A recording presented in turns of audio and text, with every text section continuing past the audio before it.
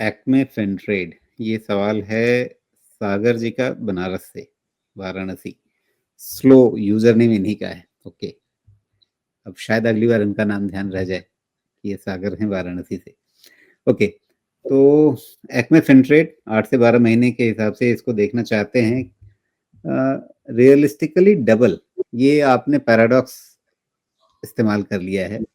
आप 8 से 12 महीने में रियलिस्टिकली डबल, थोड़ा डिकोड कीजिए सुमेश, क्या समझना चाहते हैं और ये क्या इच्छा है इनकी। पहले आपको पहले तो एक थोड़ा लाइटर नोट पे बात सुनिए। वो अपने म्यूजिक डायरेक्टर से नहीं बोलते हैं पुराने गाने के तर्ज पे कुछ नया बना दिया तो बोलते हैं कि हम इंस्पायर्ड होके बनाए, हमने किसी की चोरी नहीं किया। ये नहीं लगता एक्मे ने लैक्मे से कुछ चोरी कर लिया, एल निकाल के अपना नाम बना दिया, लैक्मे उधर में एक्मे हो गया, इंस्पायर्ड बाय लैक्मे। लेकिन ये फिनट्रेड में हाँ, हाँ, नहीं, नहीं, मैं नाम की बात कर रहा था, जब एक्मे लिपस्टिक बोल नहीं रहे थे वो बना रहे, दिमाग में लैक्मे लैक्मे आ लिपस्टिक, रहा था। हाँ लिपस्टिक नहीं बना रहे हाँ, ना। तो जी अब आपका सवाल है कि कैन इन्वेस्टिंग इन जहाँ आपने समझा एक्मे आठ से फेंटेड बारह होके महीने में कुछ रियलिस्टिकली डबल चाहिए इन्हें।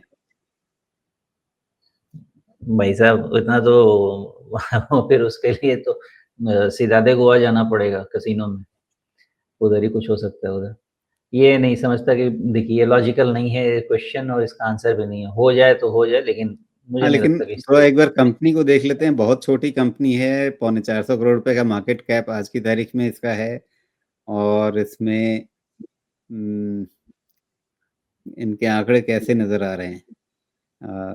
जाहिर सी बात है, छोटी कंपनी है तो आंकड़े भी छोटे ही होंगे, लेकिन थोड़ा बहुत ग्रोथ तो दिख रहा है इनके तिमाही दर तिमाही में। ऑपरेटिंग मार्जिन इनका काफ़ी ज़्यादा चलता है, फिन ट्रेड में है, तो उसके संदर्भ में आप बताइए।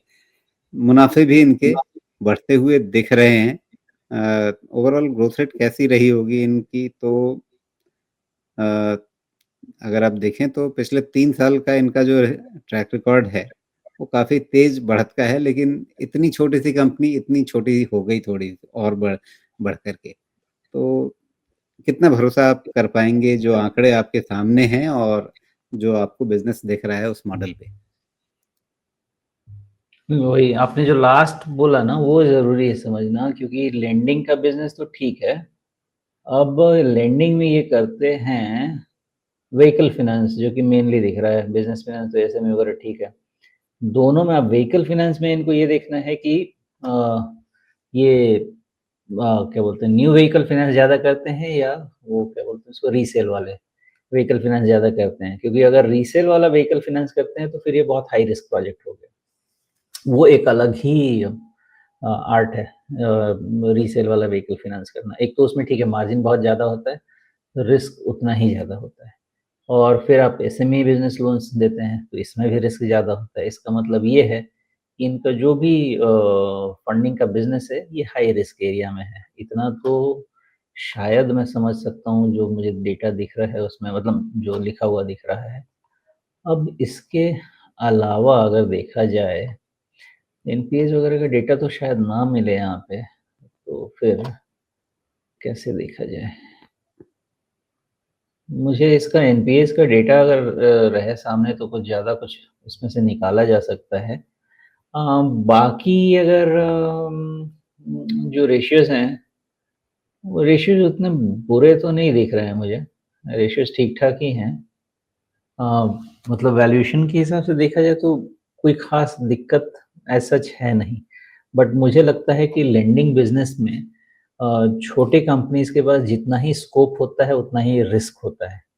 तो ये सोच के अगर आप आगे बढ़ रहे हैं तो ओके है, बाकी कंपनी का बिज़नेस समझिए बिकॉज़ बहुत ही छोटा है ना, 28-30 ही तो इसके 28 ब्रांचेज़ हैं, 30 सेल पॉइंट लिखा हुआ है, तो बाकी तो पता नहीं है, लेकिन हाई रिस्क ज़ोन में लग तो रहा है।